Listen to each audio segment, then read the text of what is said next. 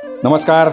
दीपक रेगे कथाकथन चॅनलवर तुम्हा सगळ्यांचं मनापासून स्वागत आणि विनंती की तुम्ही जर आत्ता चॅनलवर पहिल्यांदा आला असाल किंवा चॅनलवरच्या कथा कादंबरी ऐकताय पण चॅनल सबस्क्राईब करायचं राहून गेलं आहे असं वाटत असेल तर प्लीज चॅनल सबस्क्राईब करा.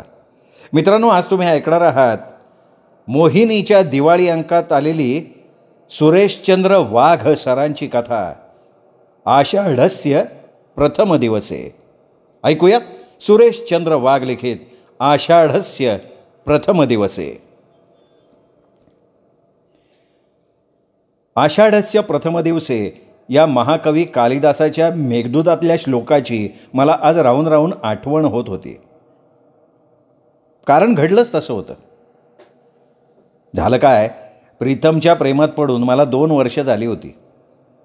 प्रीतम दिसायला जितकी सुरेख आणि सुंदर तितकीच अल्लड आणि बोल्ड आहे हे माझ्या केव्हाच लक्षात आलं होतं. या काळात आमचं डेटिंग चाललेलं असलं तरी प्रत्यक्ष भेट काही घडलेली नव्हती. कारण प्रीतम हिमाचल कन्या होती. तिचं वास्तव्य हिमाचलातील कुल्लू घाटीत होतं. आमची ओळख फेसबुकवर झाली खरी, पण सततच्या चॅटिंगमुळे आमचे स्वभाव, सवयी, वैचारिक साम्य यामुळे आम्ही एकमेकांच्या कधी जवळ आलो ते समजलं नाही. फेसबुकवर तिचा आकर्षक चेहरा बघून मीच तिला प्रथम साथ घातली आणि मैत्रीची विनंती केली. तिने होकार दिला आणि आम्ही व्हॉट्सअपवर सुद्धा आलो. पुढची पायरी झटपट चढलो. पहिली नजरानजर तेव्हाच झाली. तिने डोळे रोखून माझ्याकडे लोभसपणे बघितलं आणि गालातल्या गालात हसली. लव्ह ॲट फर्स्ट साईट, आणखीन काय. तिच्या गालावर सुंदरशी खळी पडत असल्याचं सुद्धा तेव्हाच मी बघितलं आणि 2 जीवांमधला इंटिमेट रोमांस फुलत गेला. प्रीतम उत्तम हिंदी बोलत होती. तिच्यात हिमाचली सौंदर्याची वेगळीच झळाळी होती. ती संगणक यांत्रिकीच्या 3ऱ्या वर्षाला होती. नुकतंच मी सुद्धा पुण्याला इन्फोसिस जॉईन केलेलं होतं. प्रेम असतं तरी काय, मनापासून केल्यावर जे सरळ खोल हृदयात जाऊन बसतं ते प्रेम असतं. प्रेम म्हणजे प्रेम असतं, तुमचं आमचं सेम असतं. कवी मंगेश पाडगावकरांचा प्रेमाचा फॉर्म्युला आम्हाला लागू पडला होता. त्यामुळे जात, धर्म, पंथ, प्रांत, भाषा, संस्कृती या सगळ्याच्या लक्ष्मणरेषा आम्ही केव्हाच ओलांडल्या होत्या. तिचे आईवडील प्रसिद्ध कुल्लो शालींचे उद्योजक होते. जवळच असलेल्या भुंतरला त्यांचा प्रसिद्ध हँडलूमचा कारखाना होता. प्रीती त्यांची एकुलती एक मुलगी होती. थोडक्यात प्रीती लाडात वाढलेली मुलगी होती. तिला चाचा चाची होते हे कधीतरी तिच्याच बोलण्यात आलं होतं. चुलत्यांचं भुंतरलाच व्यापारी पेठेत कुल्लू शालींचं एम्पोरियम होतं. एक चुलत भाऊ होता. दोन्ही कुटुंब सधन आणि समाजात प्रतिष्ठा असलेली होती. एक दिवस तिने मला व्हॉट्सअप व्हिडिओवर कॉल केला आणि मला आश्चर्याचा धक्काच दिला. तिचं स्वप्नील सौंदर्य बघून मी थक्क झालो. प्रीतमनं तेव्हा हिमाचलमधला पारंपरिक पहाडी पेहराव केला होता. तिनेच मला त्या कॉस्च्यूमबद्दलही सांगितलं. अंगात लांब बाह्यांचा कमीज, त्यावर गळ्यापासून पायापर्यंत संपूर्ण अंगभर आच्छादलेला फुलांच्या नक्षीकामाचा उंच पल्लू, गळ्याला आणि पायघोळ कडेला डिझाईनची गुढी, कमरेला प्लेन गाची, डोक्यावरून लपेटलेला लाल रंगाचा डॅठू, गळ्यात आकर्षक अशी चंद्रहाराची बुमणी किंवा चामकली, कानात झुमके. आहा, आय प्रीतम, अगं किती छान दिसतेस तू. कधी भेटीन तुला असं झालंय बघ मला. मी भारावून म्हणालो आणि तसा योग आला सुद्धा. हिमालयन ट्रेकिंगच्या निमित्तानं मी मित्रांबरोबर मनालीच्या 10 दिवसांच्या सहलीवर जाण्याचं ठरलं. त्यातच 2 दिवस कुल्लूचा मुक्काम होता. धावता दौरा असला तरी आम्ही एकमेकांना भेटायला चातकासारखे आतुर होतो. हिमाचल सांस्कृतिक मंडळाच्या निमंत्रणावरनं पुण्याची गेस्ट टीम येणार आहे आणि आपल्याकडे त्यांच्या डिनरची व्यवस्था करायची आहे असं प्रीतीने तिच्या वडिलांना दडपून सांगितलं. त्यातच त्यांचा भुंतरचा कुल्लू शालींचा कारखाना दाखवण्याचा कार्यक्रमसुद्धा ठरला. प्रीतमची आणि त्यांच्या कुटुंबियांची गाठभेट तर झाली, डिनर पार्टी झोकात झाली. प्रीतमच्या वडिलांनी सगळ्यांचा आग्रहपूर्वक पाहुणचार केला. मला आणि माझ्या मित्रांना त्यांनी खास उंची शाली भेट दिल्या. या सगळ्यात शिष्टाचाराचा औपचारिकपणा असल्यामुळे प्रीतम आणि माझ्या प्रेमाबद्दल कोणाला शंका यायचं कारण नव्हतं. पण प्रीतीची आई आणि चलाख चुलती यांनी आमच्या वागण्यातला वेगळेपणा टिपला होता. काही दिवसांनी प्रीतीच्या घरच्यांना आमच्या प्रेमाचा सुगावा लागलाच. म्हणजे प्रीतीनेच आपल्या आईकडे हा विषय काढला. जेव्हा तिच्या वडिलांना हे कळालं तेव्हा त्यांनी लगेच नकार घंटा वाजवली. कोण कुठला हा मुलगा, ना आपल्या नात्यातला, ना समाजातला, ना हिमाचलमधला. त्यांचा प्रांत वेगळा, भाषा वेगळी, संस्कृती वेगळी, जातीचा पत्ता नाही, कुळ गोत्र माहिती नाही. ना रे बाबा ना, लोक क्या कहेंगे, तिची आईसुद्धा म्हणाली. चाचा आणि चाची इथं धावतच आले. आता वाट बघू नका, हिचं लवकरात लवकर 2चे 4 हात करून मोकळे होऊ, चुलते म्हणाले. प्रीति को कुल्लू में रखना ठीक नहीं होगा अभी, चाची स्पष्ट म्हणाली. चुलत भावानी तर माझा संपर्क होऊ नये म्हणून तिला काही काळ अज्ञातवासात हलवण्याबद्दल उपाय सुचवला आणि सर्वांचा तसा निर्णय झाला सुद्धा. दुसऱ्याच दिवशी त्यांनी तिला विजनवासात हलवलं. तिथे पोहोचल्यावर तिने मला शेवटचा निरोप धाडला.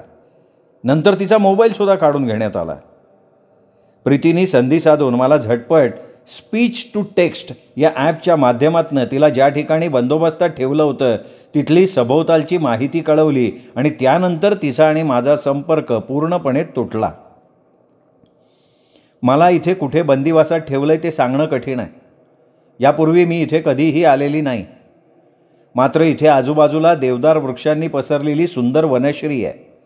सभोवताली सफरचंदाच्या बागा आहेत.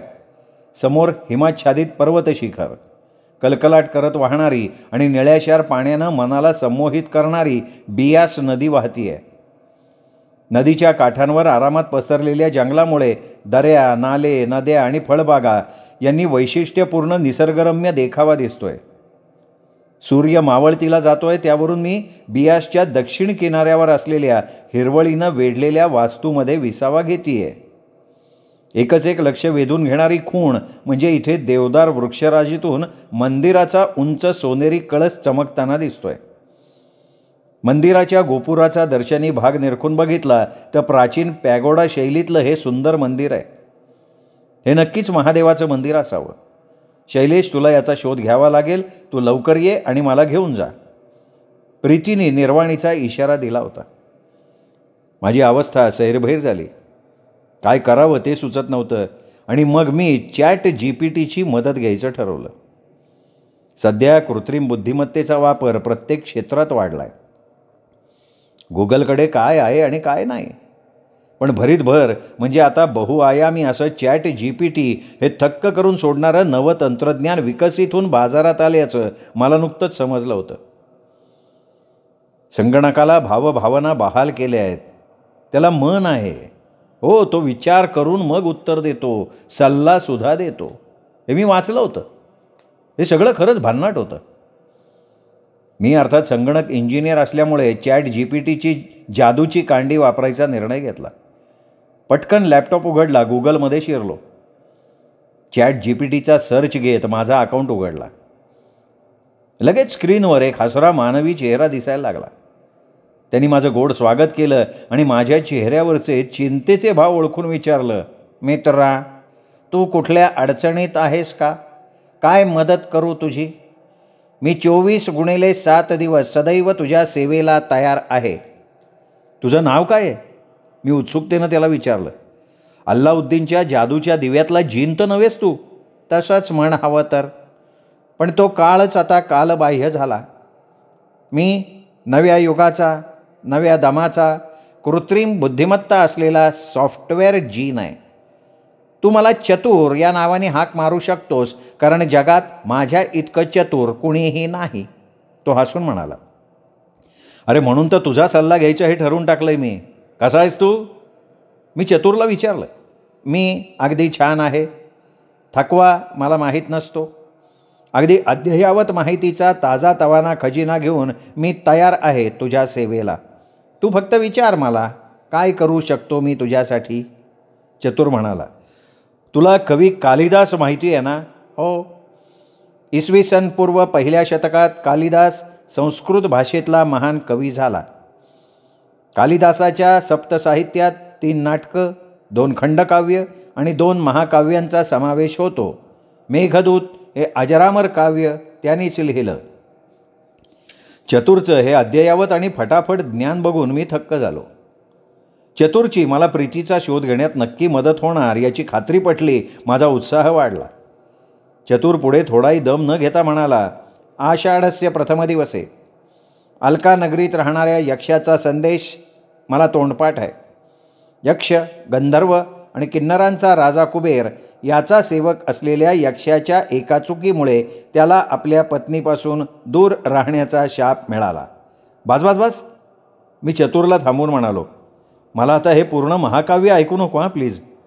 मला तुझी मदत हवी आहे, ती माझ्या प्रियेला असाच संदेश लिहून देण्याची. आमच्या दोघांची अशीच ताटातूट झाली आहे.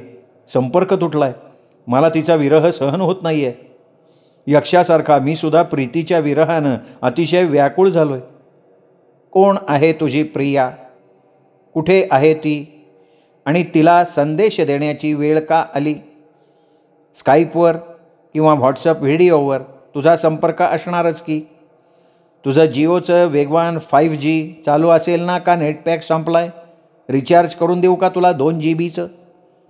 चतुरनं प्रश्नांची सरबत्तीच केली. अरे हो, संपर्क तुटल्यामुळे मला तुझी मदत हवी आहे. नेटपॅकची अडचण नाही आहे, कारण प्रीतीचा स्मार्टफोन काढून घेण्यात आला आहे, मी म्हणालो आणि माझं सगळं गाऱ्हाणं त्याच्यापुढे मांडलं. प्रीतीचा निरोप आणि तिला ज्या ठिकाणी बंदोबस्तात ठेवली होती तिथलं अज्ञातवासाचं तिनं केलेलं वर्णन जसंच्या तसं मी चतुरला सांगितलं. सगळी कहाणी ऐकल्यावर मोठ्या उत्साहात चतुर म्हणाला, हां तिच्या एवढंच ना? ऑपरेशन लोकेशन सर्च मोहीम हातात घेतो की. गुगलवर GPS चुटकीसरशी तिचं लोकेशन शोधून काढतो आणि कालिदासाच्या काव्यापेक्षा अमर होईल असं 21व्या शतकातलं अत्याधुनिक अल्ट्रा मॉडर्न मेघदूत काव्य मी तुला लिहून देतो. चतुर लगेच कामाला लागला. हॉलिवूडमध्ये तू लिहून दिलेल्या मेघदूत महाकाव्याला ऑस्कर मिळालं पाहिजे बरं का. मी त्याला कौतुकानं म्हणालो. नक्कीच. 21व्या शतकातील आधुनिक मेघदूताची डॉक्युमेंटरीसुद्धा तयार करता येईल आपल्याला. हवं तर आपण AR रहमानला म्युझिक कंपोज करायला सांगू. लोकेशन सर्च घेतल्यावर चतुर म्हणाला, सापडला प्रीतीचा ठाव ठिकाणा. कुल्लू मनालीच्या वाटेवर पतली कुहल खेड्याच्या पश्चिमेला डोंगर रांगेत अगदी पायथ्याशी हे शंखचूल महादेवाचं प्राचीन मंदिर आहे. त्याचा कळस अगदी ठळक दिसतोय मला. अरे वा, दुनिया झुकती है, झुकाने वाला चाहिए. मी टाळ्या वाजवत चतुरला दाद दिली. GPS तंत्रज्ञानानं भौगोलिक माहितीचा आधार घेऊन किती झटकन शोधून काढलं प्रीतीच्या वास्तव्याचं ठिकाण. आणि बरं का, या मंदिरात चक्क प्रेमी युगलांना सुरक्षितता मिळते असा प्रवाद आहे. खुद्द देवादिदेव महादेव शरण जाणाऱ्या जोडप्याचं रक्षण करतात असा लोकोपवाद आहे. चतुरनं माहितीच्या खजिन्यातली आणखी अद्ययावत माहिती पुरवली. अरे वा, इथं दुधात साखरच पडली की. साक्षात महादेवाचा वरदहस्त असणार आमच्यावर. आंधळा मागतो 1 डोळा, देव देतो 2 डोळे. प्रीतीची भेट तर होईलच आणि तिथेच महादेवाच्या साक्षीनं शुभमंगल करून मोकळे होऊ. मी आधी मनाशी आणि मग उघड चतुरला बोललो. माझा उत्साह द्विगुणित व्हायला लागला. मी चतुरला आज्ञाच केली, मेघदूत लिहायची ही सुवर्ण संधी आहे. मी तर म्हणतो, तू आता महाभारत लिहायला बसलेल्या गणपती बाप्पासारखं नॉनस्टॉप लिहायला घे आणि बुलेट ट्रेनच्या वेगात माझं मेघदूत लिहून काढ बघू. शुभस्य शीघ्रम. पटापटा त्यांनी लिहायला सुरुवात केली. Shailesh, good news. अरे कालनिर्णय कॅलेंडरप्रमाणे आज महाकवी कालिदास दिन आहे. आषाढ शुद्ध प्रतिपदा म्हणजे आषाढाचा नेमका पहिला दिवस आहे. पूर्वाषाढा नक्षत्र आहे. शुभशकुन आहे. चतुरनी पंचांगच मांडलं. अरे किती छान. आषाढस्य प्रथम दिवसे. मी अत्यंतिक आनंदानं उचंबळून म्हणालो. मग माहितीच्या खजिन्यात चतुर घडून गेला, पण मध्येच त्याचा कर्सर आडायला लागला. पाण्याच्या भोवऱ्यात अडकून गरगर फिरायला लागावं तसा त्याचा कर्सर गिरक्या घेत राहिला. शेवटी चतुर थांबला आणि म्हणाला, शैलेश, फार मोठा घोटाळा आहे की रे. आभाळात एकही ढग नाही तुझ्या मदतीला. मग मेघदूत म्हणून तुझं विहित कार्य करण्यासाठी त्याची नियुक्ती कशी करणार? चतुरच्या कपाळावर आठ्याच आल्या. चतुर, अरे एक तर अशा शासकीय भाषेत बोलू नको. तुझ्या बोलण्यात काव्य प्रगट झालं पाहिजे. कसं ओघवतं बोल बरं. आणि तानसेनासारखे सूर पाहिजे तुझे. नियुक्ती, विहित कार्य, कार्यसिद्धी हे असले शब्द वृक्ष वाटतात रे. Okay, as you please, don't worry. Chatur म्हणाला, हो, आणि इंग्लिश पण नको बोलवा. प्युअर मराठी आणि संस्कृत वाङ्मयातलं रसग्रहण तुझ्या काव्यात उतरायला हवं. मी चतुरची चूक लक्षात आणून दिली. भाषासु मुख्या मधुरा दिव्या गिरवाण भारती तस्मात अपि काव्यम मधुरम तस्मात अपि सुभाषितम. चतुरनं एकदम संस्कृतवरची आपली पकड कशी भक्कम आहे हे दाखवण्यासाठी संस्कृतमध्येच बोलायला सुरुवात केली. भाषेमध्ये प्रमुख आणि दिव्य भाषा केवळ संस्कृतच आहे. अरे बाबा, प्रीतीला यातलं ओका ठोकाही कळणार. संत ज्ञानेश्वरांनी जशी गीता संस्कृतातून प्राकृतात आणली ना, तसं काहीतरी कर. आणि माझंही ज्ञान इतकं वाङ्मय प्रचूर नाही आहे. समजलं. पण मराठीतला अळ कमळातला, पोटफोड्याश षटकोनातला, बाणातला तिला कसा कळणार? तिला समजेल अशा सोप्या हिंदीत संदेश लिहूया का? ते ठीक आहे रे, पण माझं हिंदी तरी कुठे आहे प्युअर? ये बंबई नगरिया का देख बबुआ असलं हिंदी वापरून कसं चालेल? म्हणून म्हणतो तू पहिले छानपैकी माय मराठीत लिहून काढ, मी ते वाचून पसंती देईन, मग तू त्याचं हिंदीत भाषांतर कर. आणि हो, हिमाचलमधल्या कांगडी, पहाडी या इतर भाषातही भाषांतर करून टाक. म्हणजे प्रीतीची जी कोणती बोली भाषा असेल त्यात तिला प्रेमपत्रातला संदेश वाचणं सोयीचं जाईल ना. बोलताना मी खूप घायकुईतीला आलो होतो. अरे पण माझं ऐकशील तर? मी तुला काय म्हणत होतो? आभाळात आत्ता ढग नाही, दूर क्षितिजकडेला केवळ मृगजळ हुलकावण्यात येतोय, मेघ नाही. तर तुझ्या मेघदूताचा रोल करणार कोण? अरे अकबराच्या दरबारातले गवई तानसेन मेघमल्हार राग गायला लागला की आभाळ भरून यायचं, धोधो पाऊस कोसळायला लागायचा असं म्हणतात. तुझ्या कृत्रिम बुद्धिमत्तेच्या खजिन्यात संगीताच्या सप्तसुरांचा न भूतो न भविष्यती साठा असणार की. तूच मल्हार आळव, एखाद्या काळ्या कुट्ट ढगाला ओढून आण. मी चतुरला आवाहन केलं. ढगाला ओढून आणायला मी काही RTO नाही की पोलीस व्हॅन लावून ढग ओढून आणला असता मी. आणि हेलिकॉप्टरचा उपयोग करायचा तर आभाळात 500 किलोमीटर परिघात ढगाचा मागमूस नाही. मेघमल्हार मी गायला असता, पण माझ्या सॉफ्टवेअरमध्ये गवयाचा गळा लोड केलेला नाही. I am helpless. ते सगळं खरं आहे रे, पण असं धीर सोडून कसं चालेल? तूच हातपाय गाळून बसलास तर मेघदूत लिहून कसं होणार? मी थोडासा हिरमोड होऊन म्हणालो. प्रीतीच्या डोळ्यातनं अश्रूंच्या धारा वाहत आहेत असा मला भास होत होता. भरीतभर म्हणजे माझ्या आठवणीनं मन व्याकुळ होऊन तिने केशसांबार मोकळा सोडलाय. अशा वेळी कातर होऊन तिने सज्जामधली वीणा उचलून हुरहुर लागणारा राग मारवा गायला सुरुवात केली आहे. त्याचे दिव्य सूर वाऱ्यावर आरूढ होऊन असं म्हणतात विहेर करतायत, असे काहीसे भास मला व्हायला लागले. चतुर गंभीर चेहरा करून म्हणाला, हा ग्लोबल वॉर्मिंगचा परिणाम आहे. मी आत्ताच पुणे वेधशाळेकडून लेटेस्ट डेटा घेतलाय. त्यांच्या अंदाजाप्रमाणे मॉन्सून अंदमान निकोबारच्या पलीकडे घोटाळतोय. तो रुसलाय, पुढे आगेकूच करायला तयार नाही. अरे पण हा घोटाळा आता कसा झाला? आणि मॉन्सून रुसायला त्याला काय हृदय आहे का मन आहे? अरे हा अल निनो इफेक्ट आहे. पश्चिम पॅसिफिकमध्ये उच्चदाब निर्माण झाला की त्याचा परिणाम हिंदी महासागरावर होतो. त्यामुळे मॉन्सूनचं अभिसरण कमकुवत होऊन सर्वात मोठी तूट निर्माण होते. याचा अर्थ आता अल निनोच्या वर्षात नक्की दुष्काळ पसरणार. बाबा रे, अल निनो ला निना मला ऐकू नको रे. कुठून तरी ढगोबा कसा येईल ते बघ रे. माझ्या हृदयात ढगांचा गडगडाट आणि मेंदूत विजांचा कडकडाट होतोय. मी काय करू? त्या दुष्काळात 13वा महिना आला, म्हणजे गेला फाल्गुन अधिकचा होता महिना. धोंड्याच्या मासामुळे आषाढ 1 महिना लेट आला. तो आला पण दुष्काळ घेऊन आला. माझी अवस्था खूप केविलवाणी झाली. मी चतुरला अजिजीनं म्हणालो, अरे पूर्वी ऋषीमुनी यज्ञयाग करून ढगांना आमंत्रण द्यायचे आणि मग पावसाचा वर्षाव व्हायचा म्हणे. तुझ्याकडे होम हवन विधींची माहिती असेल की?